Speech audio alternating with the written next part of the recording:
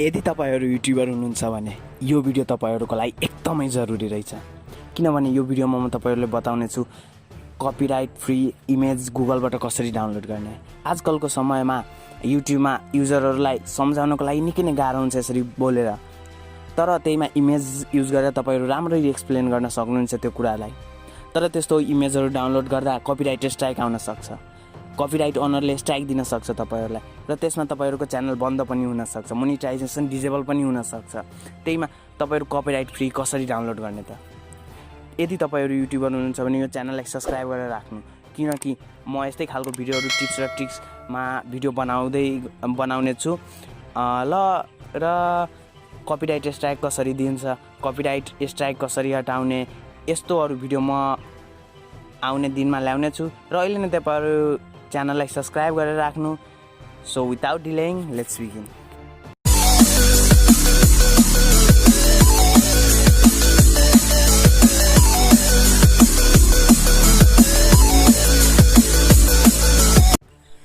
सबैभन्दा पहिले तपाईहरुलाई गुगल ओपन गर्नुपर्ने हुन्छ। तपाईहरुनिर क्रोम छ भने क्रोम पनि युज गर्न सक्नुहुन्छ। म यहाँ गुगल युज गरिरहेको छु। गुगल अन गरेपछि तपाईहरुलाई यहाँ गुगल टाइप गर्नु छ।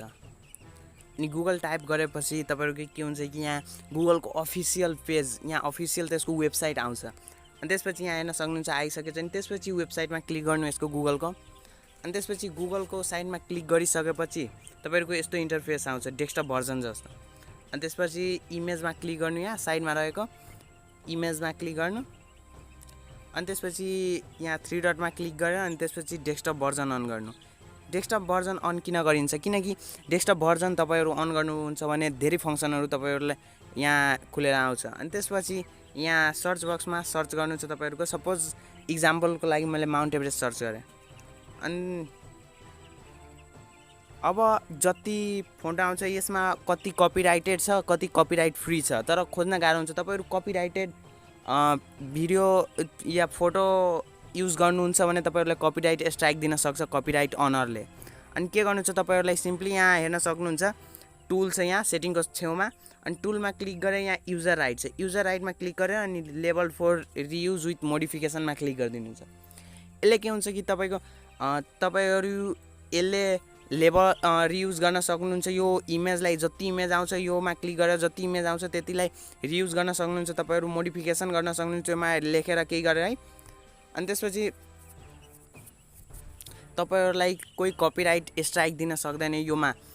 यो इमेजहरु युज गर्नुहुन्छ भने, इमेज र भिडियोहरु युज गर्नुहुन्छ भने यसरी यहाँ हेर्न सक्नुहुन्छ आइसकेछ। यहाँ जति पनि इमेज छ त्यहाँ सब कपिराइट फ्रीहरु छ। यहाँ भिडियो तपाईहरु भिडियो पनि डाउनलोड गर्न सक्नुहुन्छ कपिराइट फ्री। र तपाईहरु आई होप तपाईहरुलाई यो भिडियो मन पर्यो होला र तपाईहरु सिकिहाल्नु भएको छ कि कसरी कपिराइट फ्री इमेज डाउनलोड गर्ने। तपाईहरु युट्युबर हुनुहुन्छ भने यो त एकदमै हेल्पफुल भिडियो छ, तपाईहरुलाई थाहा छ। मेरो च्यानललाई सब्स्क्राइब गर्नु, किनकि म यस्तै खालको युट्युबरहरुसँग रिलेटेड भिडियोहरु ल्याइबस्छु। र तपाईहरु कपिराइट कसरी दिन्छ, कपिराइट स्ट्राइक कसरी हटाउने, कपिराइट स्ट्राइक र कम्युनिटी गाइडलाइन्समा फरक के छ, यदि तपाईहरु यस्तो भिडियो हेर्न चाहनुहुन्छ भने हाम्रो च्यानललाई सब्स्क्राइब गरेर राख्नु, किनकि आगामी दिनमा हामी यस्तै खालको भिडियोहरु ल्याउने छु। सो आजको लागि यति नै, हस्, धन्यवाद।